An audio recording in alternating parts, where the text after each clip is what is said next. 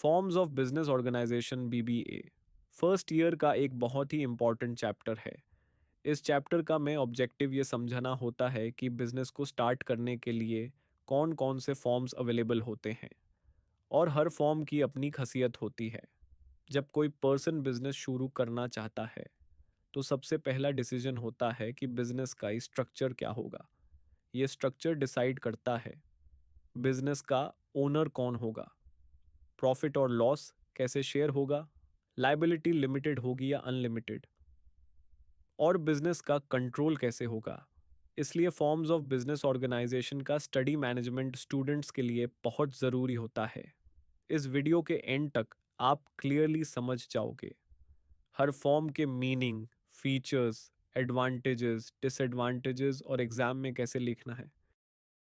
Business organisation का मतलब होता है बिजनेस को रन करने का लीगल और मैनेजरियल स्ट्रक्चर। सिंपल वर्ड्स में कहा जाए तो बिजनेस ऑर्गेनाइजेशन ये बताता है कि बिजनेस का मालिक कौन होगा और बिजनेस कैसे ऑपरेट किया जाएगा। डिफरेंट बिजनेसेस के साइज और नेचर अलग अलग होते हैं, इसलिए सब बिजनेसेस के लिए एक ही फॉर्म सूटेबल नहीं होता। एग्जाम्पल के लिए, एक छोटी ग्रोसरी शॉप और एक मल्टीनेशनल कंपनी, दोनों का बिजनेस स्ट्रक्चर बिल्कुल अलग होता है। इसी वजह से different forms of business organisation exist करते हैं।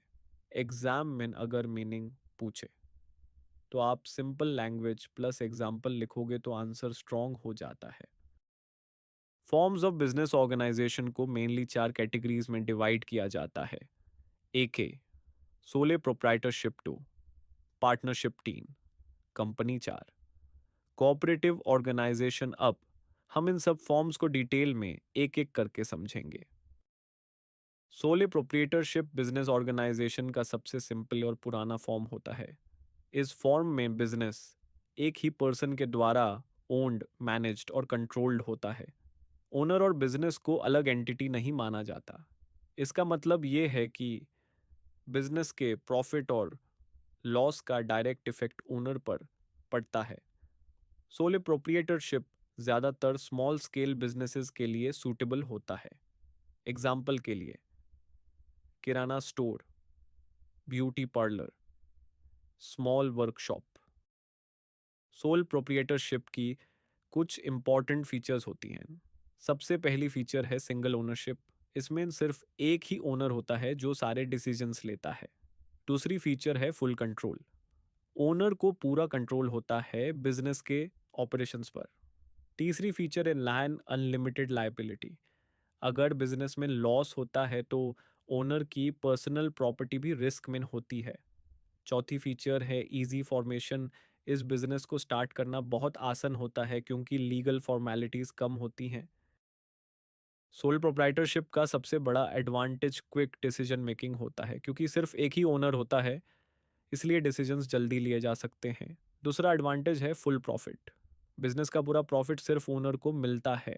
तीसरा एडवांटेज है close customer contact. Owner directly customers के कॉन्टैक्ट में होता है जिससे कस्टमर सेटिस्फैक्शन बढ़ता है। इस फॉर्म का सबसे बड़ा डिसएडवांटेज अनलिमिटेड लायबिलिटी होता है। बिजनेस के लॉस की जिम्मेदारी डायरेक्ट ओनर पर होती है। दूसरा डिसएडवांटेज है लिमिटेड कैपिटल। सिर्फ एक ओनर होने की वजह से कैपिटल लिमिटेड होता है, इसीलिए ये फॉर्म लार्ज स्केल बिजनेस के लिए सूटेबल नहीं होता। पार्टनरशिप बिजनेस ऑर्गेनाइजेशन का वो फॉर्म होता है जिसमें दो या दो से ज़्यादा लोग मिलकर बिजनेस करते हैं। पार्टनर्स प्रॉफिट और लॉस को अग्रीमेंट के अकॉर्डिंग शेयर करते हैं। इस अग्रीमेंट को पार्टनरशिप डीड कहा जाता है। पार्टनरशिप सोल प्रोप्रिएटरशिप से थोड़ी एडवांस्ड होती है क्योंकि इसमें कैपिटल और स्किल्स ज़्यादा होती हैं। पार्टनरशिप की सबसे इंपॉर्टेंट फीचर है टू और मोर पर्सन्स। दूसरी फीचर है agreement based business.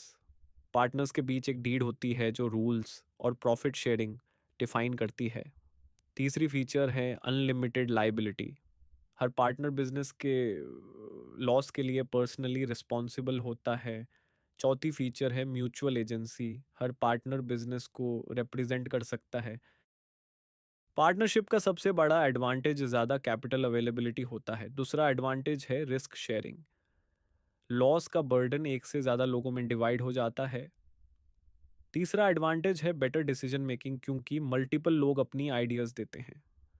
Unlimited liability partnership का मेजर डिसएडवांटेज है पार्टनर्स के बीच डिसएग्रीमेंट और कॉन्फ्लिक्ट बिजनेस को अफेक्ट कर सकता है। इसके अलावा पार्टनरशिप में स्टेबिलिटी भी कम होती है। कंपनी बिजनेस ऑर्गेनाइजेशन का सबसे फॉर्मल और लीगली रिकॉग्नाइज्ड फॉर्म होता है। कंपनी एक सेपरेट लीगल एंटिटी होती है जो अपने ओनर से अलग होती है। इसका मतलब ये है कि कंपनी अपने नाम से प्रॉपर्टी ओन कर सकती है और कॉन्ट्रैक्ट साइन कर सकती है। कंपनी को लॉ के अंडर रजिस्टर करना कंपलसरी होता है। कंपनी की सबसे इम्पॉर्टेंट फीचर है लिमिटेड लाइबिलिटी।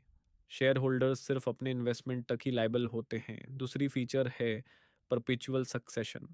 मेंबर्स चेंज हो जाते हैं लेकिन कंपनी कंटिन्यू रहती है। तीसरी फीचर है सेपरेट लीगल आइडेंटिटी। कंपनी का एडवांटेज है लिमिटेड लायबिलिटी और इजी कैपिटल रेजिंग।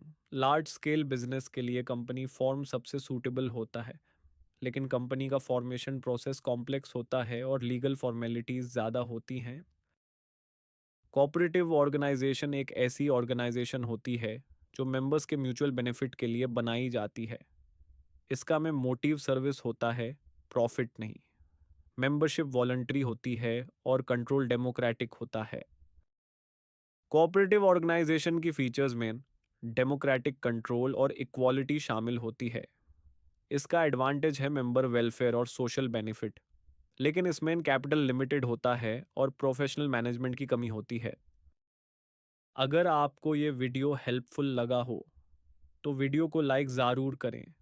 इस वीडियो को अपने फ्रेंड्स के साथ शेयर करें जो पीबीए एग्ज़ाम्स के लिए प्रिपेयर कर रहे हैं, और ऐसे ही exam oriented BBA long videos के लिए चैनल को सब्सक्राइब करना ना भूलें। Thank you for watching.